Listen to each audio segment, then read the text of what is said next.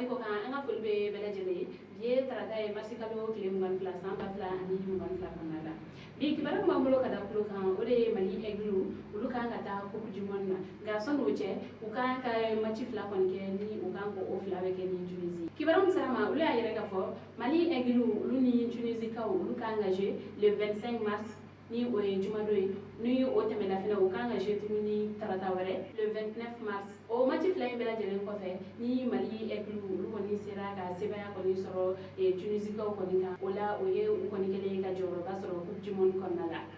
o hukumu kɔnɔna la Mali sélectionneur ni o ye Mohamed Magasuba ye ale ye wele bila Mali balontanaba fila ma ni o ye Abdoulaye Doucouré ni an bɛɛ b'o dɔn ni Everton ye ale ni Alimami Touré ni bɛɛ b'o dɔn ni Francfort ye ni maa fila ninnu bɛna fara Mali Aigle kan walasa ka se ka ballon kɔni ta ni sɛbɛ ye nin don fila ninnu kɔni match labɛnw kɔnɔna la Mali sélectionneur ale kɔni ye joueur 28 kɔni ta ni olu kɔni ye gardien olu kɔni la a ye maa saba ta o fɔlɔ yɛrɛ kɔni ye Ibrahim Mundure Ismaël Diawara ale ni Djigui Diarra ni o bɔra ye défenseur la a ye maa minnu ta o fɔlɔ o ye Senu Kulubali ye o mana bɔ yen nɔ Musa Sissoko Mamadou Fofana Cheikh Traoré Hamari Traoré Massadio Haidara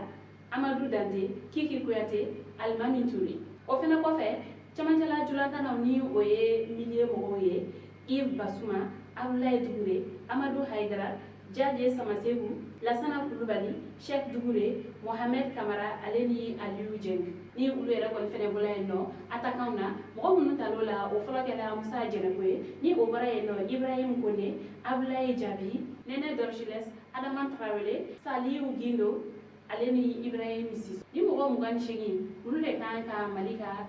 matchba fila minnu bɛ nalen ka olu jeu kɛ walasa cogoya min na Mali bɛ se ka jɔyɔrɔba sɔrɔ coupe du monde kɔnɔna la ni o ye qualification ye an filɛbaga bɛɛ lajɛlen ka foli bɛ yan nɔ aw k'an bɛn a ɲɔgɔn na